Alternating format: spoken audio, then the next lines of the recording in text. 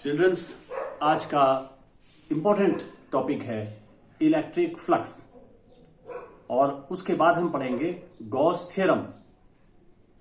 बच्चों, ये टॉपिक जो है बहुत इंपॉर्टेंट है। इसमें से एग्जाम में क्वेश्चन पूछे जाते हैं, तो हम इसको समझते हैं बच्चों। इलेक्ट्रिक फ्लक्स, इसको हिंदी में बोलते हैं बच्चों वैद्युत flux. Electric flux is a measure of the total number of lines of forces crossing the area normally. समझिएगा इस बात को बच्चों। सपोज एक कोई एरिया एलिमेंट है, एरिया है, और लाइंस ऑफ फोर्सेस अगर इस तरीके से पास हो रही हैं नॉर्मली, लाइंस ऑफ फोर्सेस इस सीट से पास हो रही है, इसके नॉर्मल पास हो रही है, तो नॉर्मली जितनी लाइंस ऑफ फोर्स पास हो रही हैं that is the electric flux basically, right. ये इसी तरीके से हुआ बच्चों कि जैसे ये कॉपी है और लाइंस ऑफ फोर्सेस इस तरीके से ऐसे निकल रही हैं, तो जितनी लाइंस ऑफ फोर्सेस निकल रही हैं that is the basically the flux through this area element. अगर 1000 लाइंस निकल रही हैं तो बच्चों फ्लक्स हो गया 1000, right. This electric flux is calculated as the product of intensity vector and area vector. अगर ये फ्लक्स निकालना हो बच्चों एरिया एलिमेंट के थ्रू, किसी एरिया के थ्रू निकालना हो, तो वो जो फ्लक्स निकालेंगे उसका फॉर्मूला है बच्चों d phi equals to E vector E dot vector ds। ये फॉर्मूला है बच्चों, आपको याद रखना है। D phi is the flux through the area element. Area element means जिसका एरिया है, क्लोज सरफेस नहीं है। यहां पर बात होगी दो सरफेसेस की, एक क्लोज सरफेस और एक एरिया एलिमेंट। आप दोनों का फर्क समझिएगा बच्चों। क्लोज सरफेस का मतलब है कि जैसे रूम के अंदर हम हैं तो रूम सब तरफ से क्लोज है, क्लोज सरफेस। क्यूब जैसे है, क्यूबॉइड है उसके अंदर, स्फेयर है उसके अंदर, वो क्लोज सरफेस।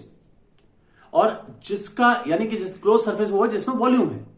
और एरिया एलिमेंट मींस जिसका एरिया है, खुला हुआ है सरफेस, क्लोज नहीं है, that is area element. So the electric flux through an area element is defined as the dot product of intensity vector and area vector, right. और इसको बच्चों ऐसे भी लिख सकते हैं, इसी को EDS कॉस थीटा, जहां पर थीटा एंगल है इंटेंसिटी वेक्टर और एरिया वेक्टर के बीच में। एक बच्चों यहां पर एरिया वेक्टर का टर्म आया है, मैं थोड़ा सा इसको क्लियर कर देता हूं पहले, क्योंकि ये बहुत फ्रीक्वेंटली यूज होगा यहां पर। What is area vector? Remember that area itself is a scalar quantity, right, but the area may be represented by A vector that is called area vector. Area को रिप्रेजेंट कर सकते हैं vector से, लेकिन represent कैसे करेंगे? The direction of area vector should be outward and normal. Outward होना चाहिए, नॉर्मल होना चाहिए, कंडीशन है। एरिया वेक्टर का डायरेक्शन आउटवर्ड और नॉर्मल। मैं आपको बच्चों बताता हूं एग्जांपल से। सपोज कीजिए सरफेस है और हमने एरिया वेक्टर का डायरेक्शन लेना है। अगर ये सरफेस इस तरीके से रखा हुआ है, आउटवर्ड मींस जिधर से खुला हुआ हो, जैसे मैं यहां पर खड़ा हूं तो ये मैं खुला हुआ ऊपर की तरफ मानूंगा, तो ये बच्चों ये एरिया वेक्टर का डायरेक्शन हो गया। Outward and normal. आउटवर्ड मतलब जिधर खुला हुआ हो, और नॉर्मल होना चाहिए यानी कि परपेंडिकुलर होना चाहिए। अगर ये सरफेस बच्चों ऐसे रखा हुआ है इस तरीके से, तो मेरे पास ऑप्शन है कि मैं इधर आउटवर्ड मानूं या इधर आउटवर्ड मानूं। सपोज करो मैं इधर आउटवर्ड मानता हूं, तो ये डायरेक्शन हो गया outward and normal. So area vector is taken outward and normal always. ये बच्चों ध्यान रखिएगा। और यहां पर एरिया वेक्टर का कॉन्सेप्ट इसीलिए यूज हो रहा है, तो ध्यान रखिएगा ये फॉर्मूला हम यूज करेंगे या हम ये फॉर्मूला यूज करेंगे, क्योंकि यहां डॉट प्रोडक्ट है, हमने इसको ऐसे यूज कर लिया। Remember that theta is the angle between E and DS। E और एरिया वेक्टर के बीच में डायरेक्शन लेना है, right. So this is the definition of the electric flux through an area element, right. Now the flux through a closed surface. What will be the flux through a closed surface? Close surface के थ्रू निकालना है बच्चों, तो यहां पर मैं इसको इंटीग्रेट कर देता हूं, then phi will be equal to close integration of E dot d s. Close integration बच्चों क्लोज सरफेस के लिए, तो ये क्लोज सरफेस के लिए ये फॉर्मूला यूज हो सकता है फॉर द क्लोज सरफेस। यहां पर बच्चों हम एरिया एलिमेंट के थ्रू डी फाई ले रहे हैं और क्लोज सरफेस के थ्रू हम फाई ले रहे हैं, right. Now we discuss about what will be the unit of flux and whether it is a vector quantity or a scalar quantity। ये तो आप समझ सकते हैं फॉर्मूले से कि it is a scalar quantity और वेक्टर क्वांटिटी। बच्चों कैसी क्वांटिटी है, ऑब्वियस है कि डॉट प्रोडक्ट है, तो कैसी क्वांटिटी होनी चाहिए, स्केलर क्वांटिटी होनी चाहिए। It is a scalar quantity, right. Flux is a scalar quantity. What will be its unit, तो यूनिट के लिए आपका फॉर्मूला है यहां पर ई डॉट डी एस है, या इस फॉर्मूले देख लीजिए। ई की यूनिट क्या होती है बच्चों, ई इक्वल टू क्या होता था, F by Q zero, basic formula, newton पर कूलम, यानी कि newton coulomb -1, area meter square, so unit will be newton coulomb -1 meter square. ये बच्चों इसकी यूनिट होगी। अब हम बात करते हैं, थोड़ा इसको समझते हैं, क्योंकि यहां पर हमें स्टेप बाय स्टेप चलना पड़ेगा एक एक चीज को समझ करके। इसको मैं कुछ एग्जांपल से बताता हूं आपको, जिससे कि थोड़ा क्लियर हो जाए। एक बच्चों ध्यान रखिएगा, क्लोज सरफेस और एरिया एलिमेंट में फर्क समझिएगा, और फिर हम इसका फॉर्मूला कैसे यूज करेंगे मैं इसको एग्जांपल से बताता हूं। Suppose one example I am taking here, एक एग्जांपल है बच्चों, सपोज कीजिए कि एक इंटेंसिटी वेक्टर दिया हुआ है, that is 2i - 3j + 7k। For example अपनी तरफ से एग्जांपल ले रहा हूं मैं, एंड दिस इज न्यूटन पर coulomb, right. And we have to find the flux through an area element.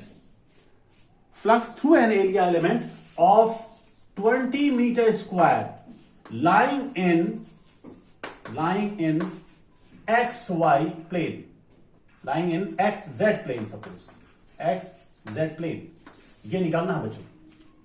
Intensity vector is given and we have to find the flux through an area of 20 meter square lying in XZ plane। अब बच्चों ध्यान दीजिएगा, flux का ये चूंकि हमें देखना है कि हम फ्लक्स एरिया एलिमेंट के थ्रू निकाल रहे हैं या हम क्लोज सरफेस के थ्रू निकाल रहे हैं।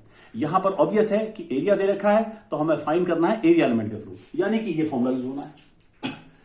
इस फॉर्मूले में ध्यान रखिएगा बच्चों, ये फॉर्मूला तभी यूज कर सकते हैं जब एरिया वेक्टर आप लिखेंगे सही तरीके से। अब एरिया वेक्टर कैसे लिखेंगे, ई दिया हुआ बच्चों, एरिया वेक्टर क्या होगा ये हमें लिखना पड़ेगा, जरा समझिएगा बच्चों। 20 मीटर स्क्वायर है एक्सजेड प्लेन में। अब मैं यहीं पे एग्जांपल से बताता हूं, ग्रीन बोर्ड हमारे पास है, इसी के उससे बता देता हूं। देखिए बच्चों, जैसे सपोज कीजिए ये एक्स एक्सिस है, this is X axis suppose, right, and this is Y axis suppose, this is Y axis, इधर की तरफ वाई एक्सिस मान रहे हैं, और ये जेड एक्सिस, नॉर्मली हम ऐसे ही मानते हैं, this is X axis, this is Y axis and this Z axis. अब ये जो एरिया है, जो एलिमेंट है, एरिया है, वो किधर है, वो एक्स जेड प्लेन में है। एक्स इधर माना, जेड इधर माना, यानी कि इस प्लेन में है, यानी कि ये बोर्ड ही समझ लीजिए आप, ये बोर्ड रखा हुआ है यहां पर, ये बोर्ड हो गया, मान लो इसका एरिया 20 मीटर स्क्वायर है, ये बोर्ड है। और अब जो एरिया वेक्टर लेते हैं, कैसे लेते हैं अभी मैंने बताया था कि आउटवर्ड और नॉर्मल, तो आउटवर्ड किधर होगा, एरिया वेक्टर अगर है, आउटवर्ड और नॉर्मल किधर होगा, एरिया इधर रखा हुआ है, और आउट और नॉर्मल, आउट और बाहर की ओर, तो मैं ऐसे लूंगा बच्चों, इधर की ओर, यानी कि इस डायरेक्शन में।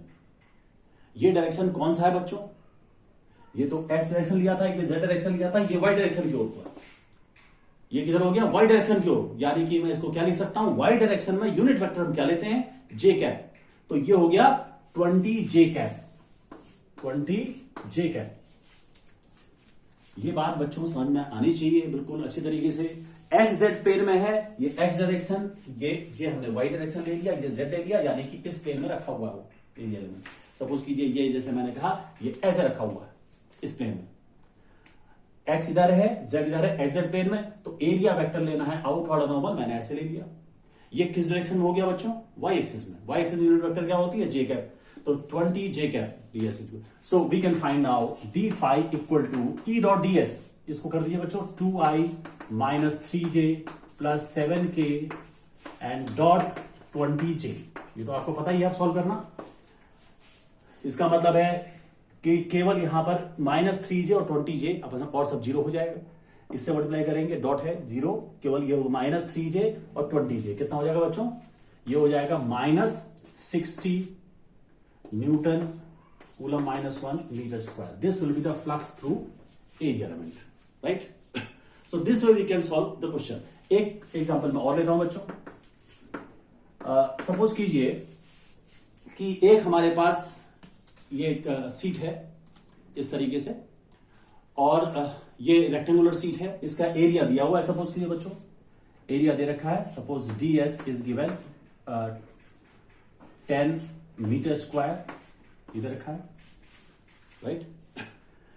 और हमसे ये कहा जा रहा है कि there is an electric field of 10 power 5 newton coulomb -1 and making an angle of 60 degree with the plane of the sheet. Plane of the sheet, electric field की वैल्यू दे रखी है बच्चों, और इलेक्ट्रिक फील्ड जो डायरेक्शन बना रहा है, एंगल बना रहा है किससे, प्लेन ऑफ द सीट से, दैट इज 60 डिग्री. तो बच्चों एक चीज ध्यान दीजिएगा, ds हमें दिया हुआ यूनिट प्रॉपर है, E की वैल्यू दे रखी है, हमारा कोई दिक्कत नहीं है, ये लग जाएगा. ये जरा एंगल को हमें समझना पड़ेगा. देखिए क्या दिया हुआ बच्चों, ध्यान दीजिएगा. जैसे ये है प्लेट, ये है, और इस तरीके से जो इलेक्ट्रिक फील्ड है वो 60 डिग्री एंगल बना रहा है. सपोज कीजिए ये इलेक्ट्रिक फील्ड है और ये 60 डिग्री एंगल है यहां से प्लेन से. लेकिन ये ध्यान रखिएगा, जो हम फॉर्मूला यूज करने जा रहे हैं उसमें एंगल हमें ये वाला नहीं चाहिए, हमें एंगल चाहिए इंटेंसिटी वेक्टर और एरिया वेक्टर के बीच में. अब बच्चों ध्यान दीजिएगा, ये जो है ये है इलेक्ट्रिक फील्ड का डायरेक्शन, और एरिया वेक्टर क्या होगा इसका, ये तो इलेक्ट्रिक फील्ड इसके बीच में दिया हुआ, एरिया वेक्टर क्या होगा, आउटवर्ड नॉर्मल, ऐसे लूंगा बच्चों में. तो मुझे एंगल कौन सा चाहिए, मुझे ये वाला एंगल चाहिए. ये पूरा है 90, ये कितना दिया हुआ बच्चों 60, तो ये एंगल ये हो जाएगा एरिया वेक्टर, और ये इंटेंसिटी वेक्टर कितना एंगल हो गया 30 degree. So here the angle will be 30 degree. तो हम यहां पर यूज करेंगे d phi equal to E d s cos theta, यहां पर ऐसे यूज करेंगे. ई कितना है 10 power 5, ds is 10 and it will be cos 30 degree, है ना. यहां 60 डिग्री दिया हुआ है, यहां पर हम यूज कर लेंगे cos 30 डिग्री, और इसको हम सॉल्व कर लेंगे, राइट. तो इस तरीके से बच्चों जो है हम इसको यहां पर सॉल्व करेंगे. एक बात थोड़ा सा एक एग्जांपल में और ले लेता हूं जिससे कि थोड़ा सा क्लियर हो जाए. सपोज एक क्वेश्चन के थ्रू और लेता हूं इस पॉइंट को. सपोज बच्चों ऐसा दिया हुआ है कि यहां पे एग्जांपल ले रहा हूं मैं, एग्जांपल और ले लेता हूं. Suppose there is a cylinder, एक सिलेंडर है बच्चों, और ये दे रखा है कि electric field is along the axis of, ये एक्सिस हो गया सिलेंडर का, इसके अलोंग इलेक्ट्रिक फील्ड इस तरीके से दे रखी है बच्चों, यूनिफॉर्म इलेक्ट्रिक फील्ड ये दे रखा है. और हमसे कहा जा रहा है कि prove that the flux through this cylinder is 0. हमने प्रूव करना है फाई इक्वल टू 0. मैं कर रहा हूं यहां पे, फ्लक्स हमने 0 प्रूव करना है इसके थ्रू. पहली बात तो बच्चों ये जो सिलेंडर है ये क्लोज सरफेस है ना.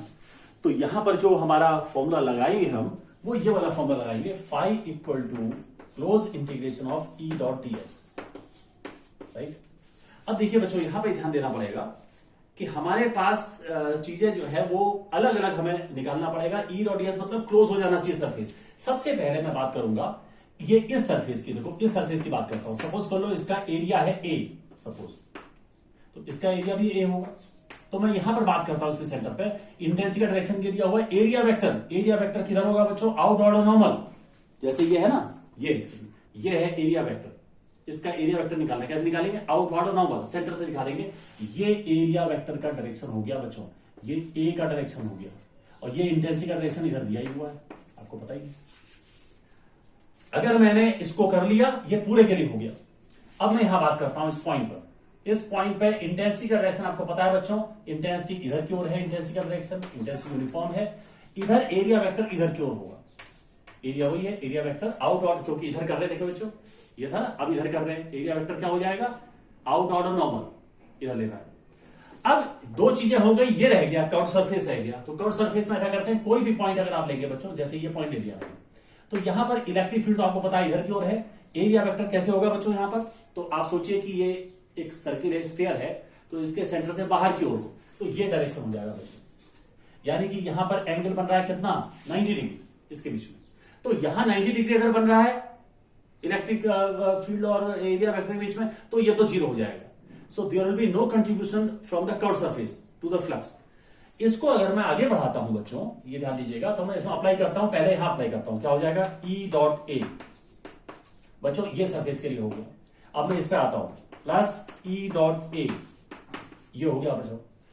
ये सरफेस पूरा कवर हो गया, ये कवर हो गया, बचा रह गया ये कर्व सरफेस। तो कर्व सरफेस का आपको पता है ये जीरो हो गया, क्योंकि एंगल 90 डिग्री बच रहा है। अब इसको अप्लाई करता हूं, ई डॉट ए यहां पर अप्लाई करता हूं, एंगल क्या हो जाएगा, एंगल क्या है इनके बीच में, 0 डिग्री। तो ई ए कॉस 0 यानी कि ई ए हो जाएगा, राइट। यहां देखिए अप्लाई करता हूं, ई डॉट ए, एंगल कितना है 180, तो हो जाएगा ई ए कॉस 180 यानी कि माइनस ई ए हो जाएगा, and that will be 0। So total flux will be 0। इस तरीके से बच्चों हम यहां पर मैंने इस फॉर्मूले का यूज आपको बताया, और इस फॉर्मूले का मैंने यूज बताया। You have to remember two formulas, flux through an area element d phi equal to E dot d s, flux through a closed surface phi equal to closed integration of E dot ds, right? In the next topic, we will discuss Gauss theorem. Thank you.